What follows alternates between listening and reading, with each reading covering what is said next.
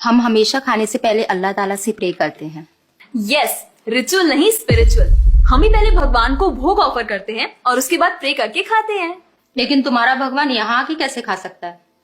जैसे वो तुम्हारी दुआ कानों से सुन सकता है, वो वैसे ही यहाँ पर आके खा भी सकता है। भगवान का फॉर्म पर्सनल है। अगर वो कानों से सुन सकते हैं तो मुंह से आके खा भी सकते हैं। उनके कान और मुंह दोनों है।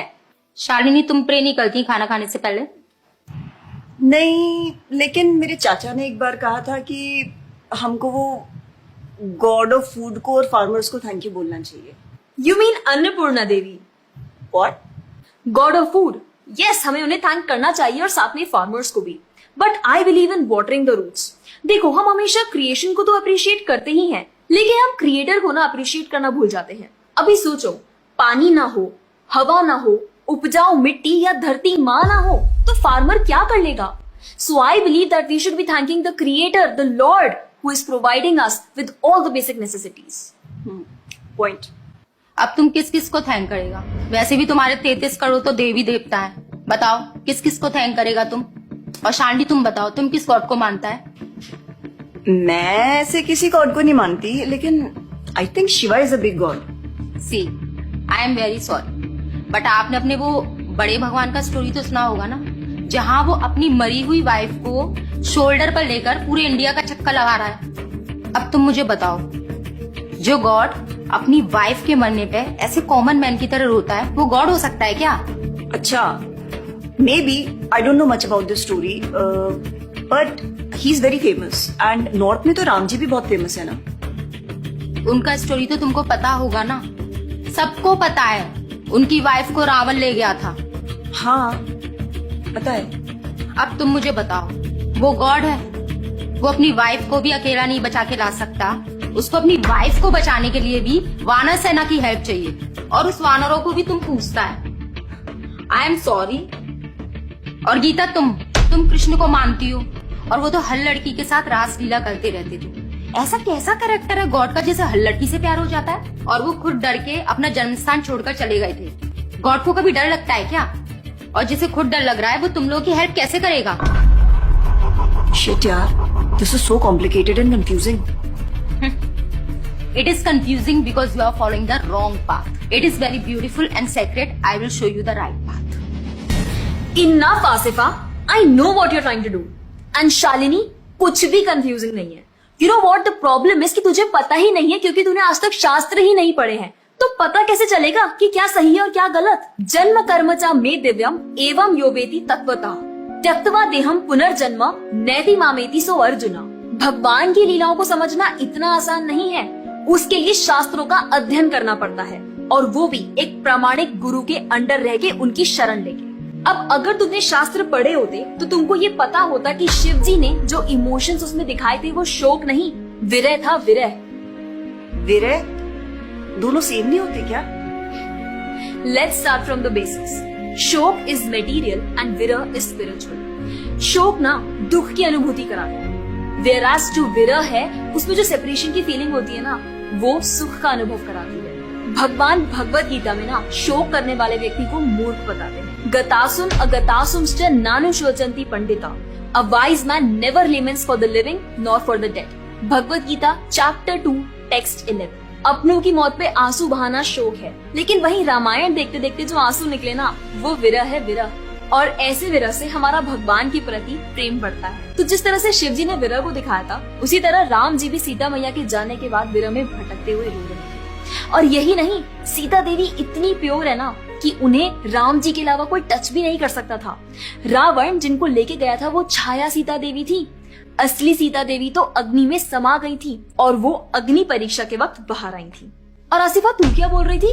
भगवान राम को अपनी पत्नी को बचाने के लिए वानरों की मदद लेनी पड़ी थी। I mean, God is all powerful, right? हाँ, I mean, वो अकेले भी तो मार सकते थे ना। यार शालिनी, अगर तूने कभी रामायण पढ़ी होती तो तुझे पता होता, जब खर और दूषण आए थे अपने 15,000 ऐसे दानवों के साथ जो इंसान को खा जाते थे, उन सब के साथ राम जी ने अकेले बिना किसी की हेल्प के उन सबके चिथड़े उड़ा दिए थे। अब ऐसे राम के लिए रावण को मारना मुश्किल है क्या? हाँ, लेकिन बाद में वानरों की हेल्प क्यों ली? उनको अपनी सेवा में लगाने के लिए, उनकी ग्लोरीज बढ़ाने के लिए। अरे उन्होंने तो एक छोटी सी गिलहरी तक को अपनी सेवा में लगा लिया था। What? कभी पढ़ा हो तो पता हो ना। खैर, और हम हनुमान जी की पूजा इसीलिए करते हैं क्योंकि भगवान तक पहुंचने का रास्ता उनके भक्तों की सेवा है। जब भगवान देखते हैं कि मेरे भक्तों का गुणगान हो रहा है या कोई सेवा कर रहा है तो वो बहुत खुश होते हैं। जैसे मैं तेरी मॉम के सामने अगर तेरी तारीफ करूं तो वो खुश होती है ना। Point. इसी तरह भगवान हमसे खुश होते हैं जब हम उनके भक्तों की सेवा करते हैं, पूजा करते हैं। और रही बात 33 करोड़ देवी देवता की, आसिफा तू मुझे ये बता, what is your favourite genre in movies? Psychological thriller. और शालिनी तेरी? Romantic and comedy. एग्जैक्टली। जैसे हर किसी का अपने नेचर के अकॉर्डिंग फेवरेट जॉनर होता है, वैसे ही भगवान ने हर किसी के नेचर के अकॉर्डिंग व्यक्ति के लिए उसके नेचर के अनुसार वेद और पुराण दिए हैं। और उन्हीं पुराणों को फॉलो करके लोग अपनी देवी देवता की तरफ अट्रैक्ट होते हैं। और ये सभी देवी देवता भगवान की ही सेवा कर रहे हैं। जैसे रोशनी के देवता सूर्यदेव, हवा के देवता वायुदेव, बारिश के देवता इंद्रदेव। जैसे एक सरकार चलाने के लिए इतनी सारी पोजीशंस होती हैं, वैसे ही इस पूरे ब्रह्मांड को चलाने के लिए अलग अलग देवी देवताओं की जरूरत पड़ती है।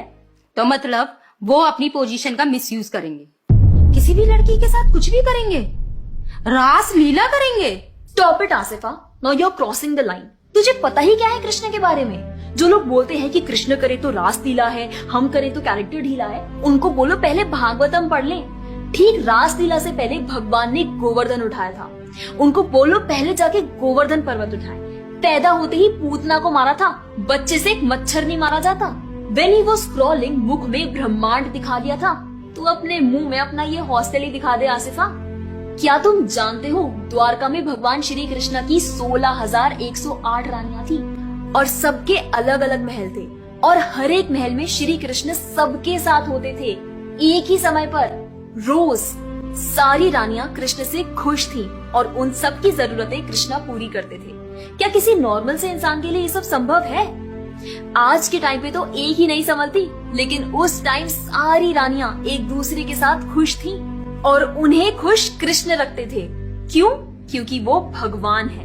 और रही बात ब्रज की गोपियों के साथ रास लीला करने की, तो इतना जान लो कि रास लीला के टाइम पर करोड़ों गोपियां थी और कृष्ण पूरे टाइम हर एक गोपी के साथ मौजूद थे और उनके साथ डांस कर रहे थे एक टाइम पे करोड़ों गोपियों के साथ। ये सब बहुत डीप लीलाएं हैं और ये सब तभी पता चलेगी जब साधुओं के संग में रह के शास्त्रों को पढ़ा जाएगा। हवा में तीर चलाने से या सुनी सुनाई बातों पर यकीन करने से कुछ नहीं होने वाला। और रही बात अपने भक्तों को बचाने की, तो भगवान ने तो अपने भक्त परीक्षित महाराज को गर्भ में बचाया। 5 साल के प्रहलाद महाराज के लिए नरसिंह अवतार लेकर आए और उनको बचाया। यहाँ तक कि वो अपने गुरुदेव सांदीपनी मुनि के बेटे को मरने के बाद वापस लाए और उनको जिंदा किया। आई एम रियली इम्प्रेस्ड यार। हिंदू होते हुए भी मुझे फैक्ट्स पता ही नहीं थे। मेरे पेरेंट्स ने मुझे कभी इन सब चीजों के बारे में बताया ही नहीं। हाँ, पेरेंट्स की तो गलती है, लेकिन हम भी तो वही कर रहे हैं जो उन्होंने किया। We are not learning about our culture, not reading Ramayan, Mahabharat और भगवत गीता। आजकल तो ये सब कुछ रीड करना बहुत इजी भी है and everything is available on our phones. And the problem is that we don't want to learn. और इसीलिए हमें कोई कुछ भी बोलता है और हम उसे मान लेते हैं और अपने बिलीफ को चेंज करने के लिए रेडी हो जाते हैं। एक्चुअली में पता है, किसी का हार्ट ट्रांसफॉर्म करना है तो प्यार से करो, ज्ञान से करो, पैसे और तलवार से नहीं। और अब बारी आपकी है। अगर आप भी चाहते हैं कि कोई एड़ा गेड़ा नत्थु गेड़ा अगर आपको कुछ भी ना बोल जाए, आपका बेवकूफ ना बनाए, तो जाइए और अपने कल्चर के बारे में जानिए, ग्रंथ पढ़िए और अपने बच्चों को भी पढ़ाइए। और अगर आप खुद एक बच्चे हैं तो अपना समय यहाँ बर्बाद मत करें। ये वीडियो खत्म हो गया है, जाइए भगवत गीता पढ़िए, थोड़ा पढ़ाई वढ़ाई करिए, भक्त बनिए और फोन चलाना बंद करो। जब देखो मोबाइल में लगे रहते हो। Jokes apart, I think you got the message. तो जितना हो सके अपने ग्रंथ पढ़िए, कल्चर को जानिए और जाकर इस वीडियो को जितना हो सके उतना शेयर करिए, ताकि कोई और लड़का या लड़की इस केरला स्टोरी का शिकार ना बने। Thank you so much for watching. Hare Krishna.